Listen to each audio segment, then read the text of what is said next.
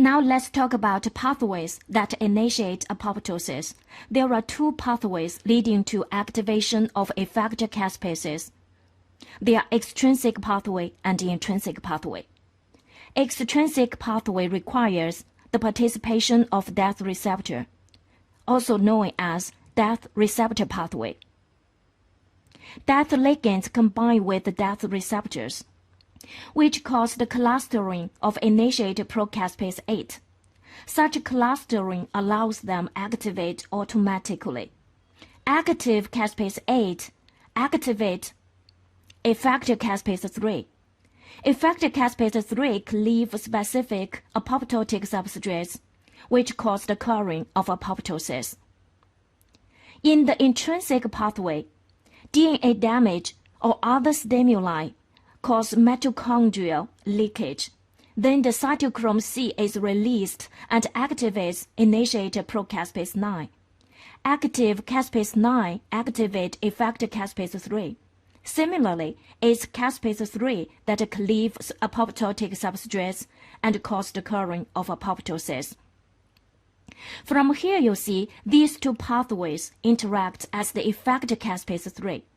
Still remember the in vivo effects of effector caspase?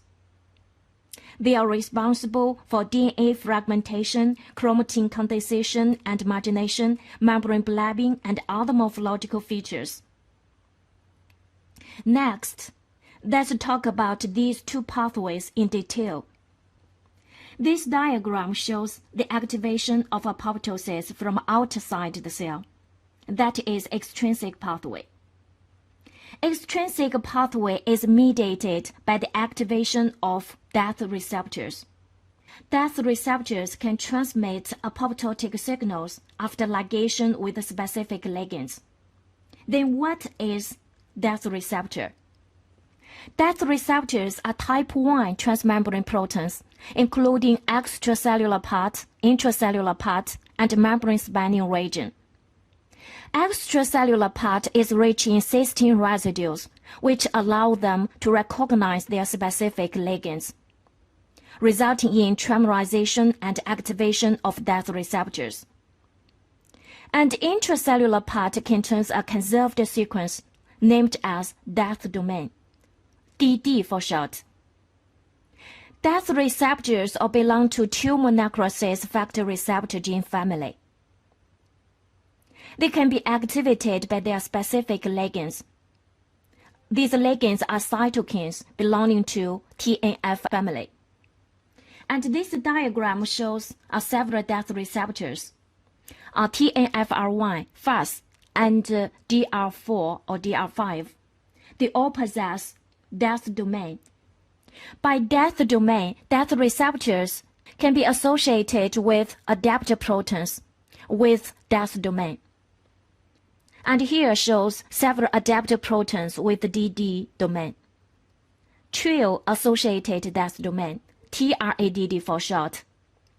FAS-associated death domain, FADD for short. RIP-associated ICH1 homolog protein with a death domain, RAIDD for short. Please focus on here. Except for DD domain, RAIDD also possess a CAR domain, caspase activated and recruitment domain. So RAIDD can bind to other proteins with CAR domain. And here RIP, the whole name is receptor interlacing protein. Please look at this figure. RIP1 is on the crossroads of decision of cells to live or die upon exposure to several stress signals. Depending on the cellular context, this will lead to the activation of NF-kappa-B, MAPKs, apoptosis, or necrosis. Another one is DAP kinase, DAPK for short, also possess a death domain. Another one is SODD, silencer of the death domain. Okay. These adaptor proteins can bind to death receptors by homotypic interaction. Just as above mentioned, adaptor proteins bind to the intercellular part of the death receptors. Adaptor proteins such as FADD also possess a DED domain, and RAIDD also possess a CAR domain. Just as above mentioned, initiator caspases possess a long prodomains, including death effector domain and caspase activation and recruitment domain. Through homotypic interaction of DED domain or CAR domain, initiator caspases bind to adaptor protein, forming a large complex. This large complex is called death-inducing signaling complex. While such clustering of initiator procaspases allow them activate automatically in the death-inducing signaling complex. As long prodomain is removed from the initiator procaspases, as then initiator caspases are activated, active initiator caspases cleave effector caspases, and active effector caspases triggers the apoptosis. Well, this is the extrinsic pathway. Extrinsic pathway requires the participation of the death receptors, also known as death receptor pathway. And this diagram shows the fast signaling pathway. The first step is the fast ligand binds to Fas. Fas, one kind of death receptor. Binding of a Fas ligand causes a conformational change in the intercellular part of the Fas, which then exposes the death domain. As the adapter protein with the death domain binds to the death receptor by homotypic interaction.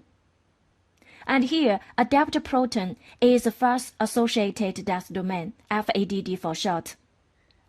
FADD also possesses a death effector domain. By homotypic interaction of death effector domain, initiator procaspase 8 is recruited to the site of the death receptor, form a large complex. And this is death-inducing signaling complex. Several procaspase 8 molecules at the death-inducing signaling complex lead to their autocatalytic activation and release active caspase 8. Active caspase 8 then cleave downstream effector caspases, which subsequently cleave specific substrates, results in apoptosis. Well, this is the fast signaling pathway. And this diagram shows the TNF-alpha signaling pathway. The first step is TNF-alpha binds to death receptor TNFR, which causing a conformational change of the intercellular part of the death receptor, exposes the death domain. As then, adaptor protein binds to death receptor by homotypic interaction of death domain, and here adaptor protein is TRADD. TNFR associated death domains. TRADD only possess a death domain. It needs another adaptor protein, that is FADD. And FADD also possess a death effector domain. By death effector domain, initiator procaspase 8 binds to FADD and forming a death-inducing signaling complex. As then, procaspase 8 is activated. Active caspase 8 cleave effector caspases as then triggers the apoptosis. A TNFR1 signaling pathway is different from a fast signaling pathway. It needs two adaptor proteins, TRADD and FADD. This diagram shows trio signaling pathway. Here, the specific ligand is trio. Trio binds to DR4, one kind of death receptor. As then, the death receptor exposes the death domain. By death domain, FADD binds to death receptor. By DED domain of FADD, initiator procaspase 8 is recruited to the site of the death receptor. As then, procaspase 8 is activated, as then triggers the apoptosis. And here, in trio signaling pathway, adaptor protein is FADD, just like fast signaling pathway. And this animation summarizes the death receptor-induced apoptosis. And here shows the death receptors, transmembrane protein, extracellular part, intracellular part, and membrane spanning region. The extracellular part is raising cysteine residues, allow them to recognize specific ligands. Specific ligand binds to death receptors, which cause the trimerization of death receptors. And death receptors expose the death domain in the intercellular part. By death domain, adaptor protein with the death domain binds to the death receptor. By DED domain of adaptor proteins, initiator procaspase 8 is recruited to the site of the death receptor, as then they are activated. The prodomain is removed from the procaspase 8 as the procaspase 8 is activated, as then cleave effector caspases and then triggers the apoptosis. Okay, this is extrinsic pathway, also named as death receptor-induced apoptosis.